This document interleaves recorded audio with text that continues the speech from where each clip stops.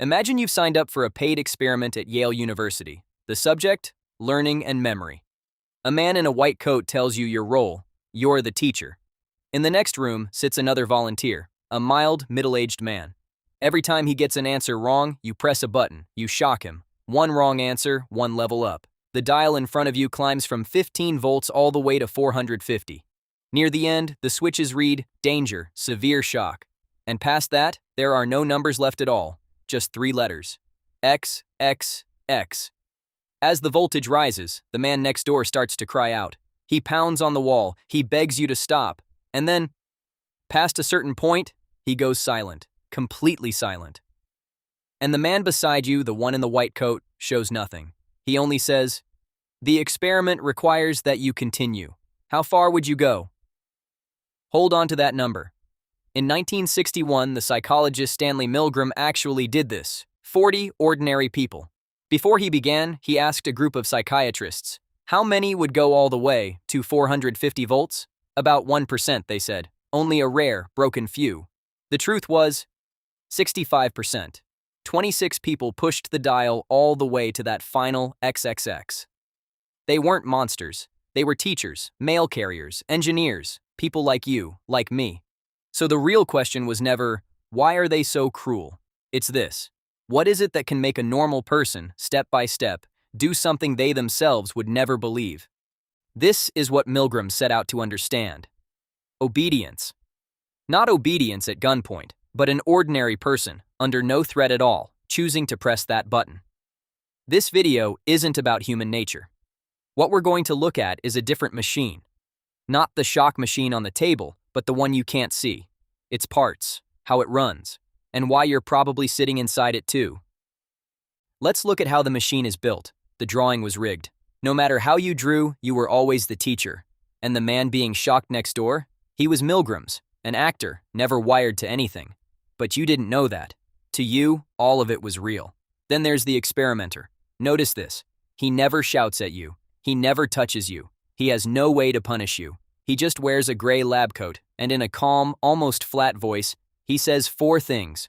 When you hesitate, please continue. When you hesitate again, the experiment requires that you continue. Then, it is absolutely essential that you continue. And finally, you have no other choice. You must go on. That's all. No violence. Just a coat, a title, and a quiet certainty that says, I'm the one responsible here. And the cruelest part of the machine is the dial itself. Each step is only 15 volts. That's the trick. No one electrocutes a man on the first switch.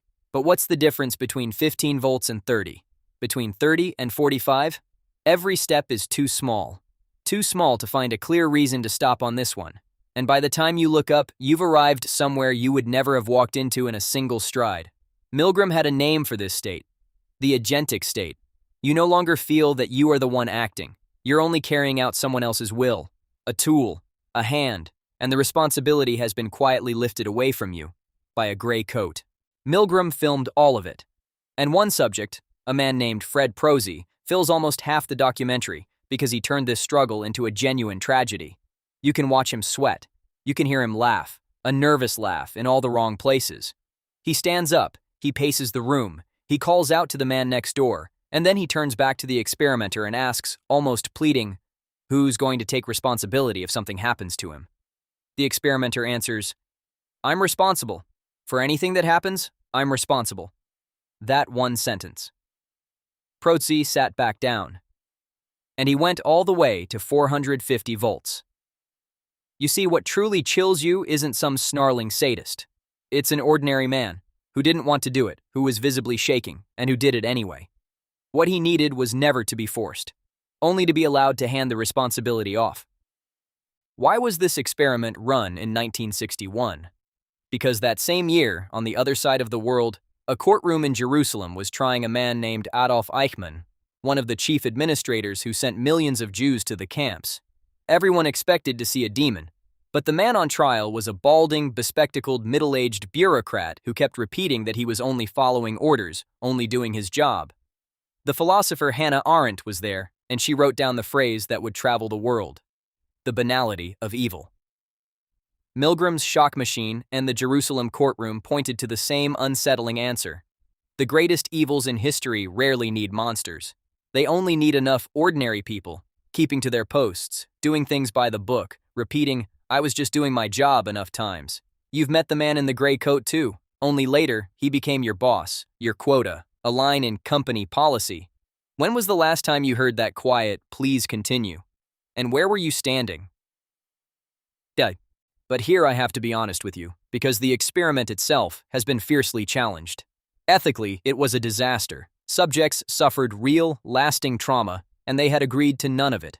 Later researchers, Gina Perry among them, went back into Milgram's own archives and found that he had been selective in how he presented his data, and that some subjects had suspected all along that the shocks were fake. And there's something more important. That 65% was only the number for one particular situation. Milgram ran dozens of variations. When he put the victim in the same room as you, obedience fell from 65% to 40. When he made you press the man's hand down onto the shock plate yourself, it dropped to 30. And when two other teachers beside you stood up and refused first, it collapsed to 10. Across every version, the number ran from 0 all the way to 92.5%. So the real conclusion isn't that people are born to obey, it's something subtler and far more dangerous. Whether or not you press that button depends less on who you are than on where you're standing. Move the same person into another room, and they make the opposite choice. Now, back to the number from the beginning.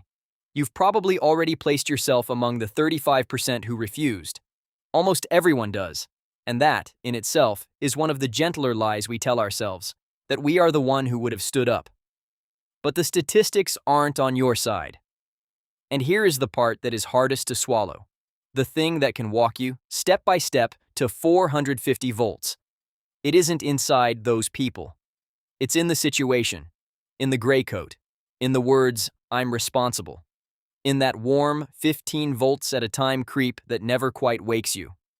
And you are always inside some situation. A job, a chain of command, a glance that tells you to keep quiet, a calm voice saying, "Just follow the procedure."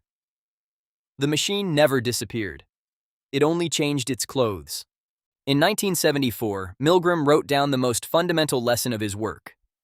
Ordinary people, simply doing their jobs and without any particular hostility on their part, can become agents in a terrible destructive process. So the question worth asking was never how far the others went. It's this. When that calm voice one day says to you, "Please continue," what makes you so sure that you will be the one who stands up?